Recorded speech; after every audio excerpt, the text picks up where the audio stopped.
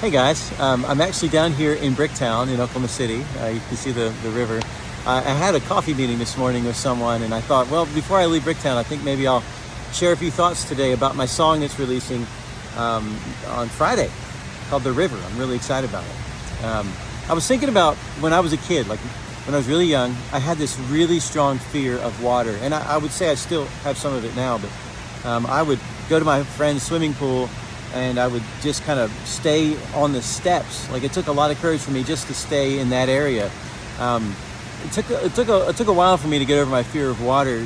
I remember when I was in middle school, the first time our youth group was going to float down the Delaware River, like the really wide Delaware River, and I did, but it took me a while to kind of jump into the river. I was really nervous about where the river was going to take me, I guess, or what was underneath my feet and all that, but I got used to it and I was okay. Today I'm thinking about Jesus in John chapter 7. John talks about Jesus during this festival called the Feast of Tabernacles, or Sukkot, and this was celebrating the harvest. So usually people still celebrate it, the Jewish people, in October, and so it's a really special time for the Jewish people every year. So anyway, Jesus is in Jerusalem. He's celebrating this festival, and it says on the last and greatest day of this festival, Jesus stands up and says something. But you got to understand, this festival was a really big deal, and during this festival, they would reenact this vision that Ezekiel had about the river that stemmed from the temple. So I talked about it yesterday, actually, that it would start from underneath the throne as a trickle, and it would go out, and it would just get deeper and deeper and deeper.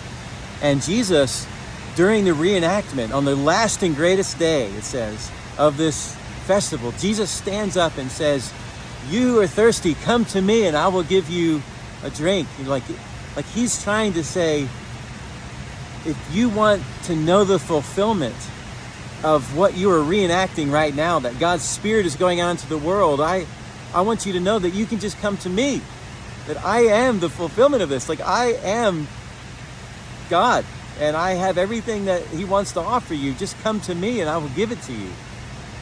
Just amazing. And here we are living in a day now where we have the Spirit of God that lives in us, and He's given us His presence. Like, Jesus was the presence of God in human form, and now we have His presence in His Spirit that lives in us. This is the promise of God. And so the whole point is, will you allow the river, the flow of God's mercy, the flow of God's love, will you jump into that river? Like, will you be a part of what God is offering?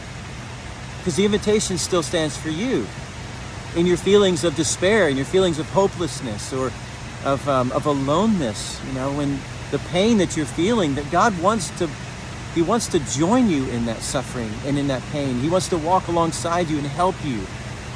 That's His promise to us. So I guess my biggest question today is, what keeps you from jumping into the river, into this flow of love and mercy that God offers you?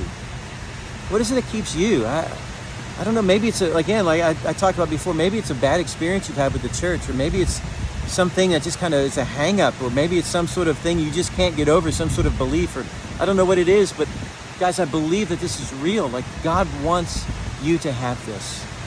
It's a matter of just jumping in. I would encourage you to jump in.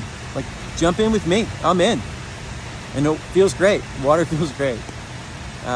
Let's talk about it. Talk to me about it. This song is all about the river of God and this wonderful life that God wants to offer all of us. Let's talk about it. Okay, guys, have a great day. We'll see you.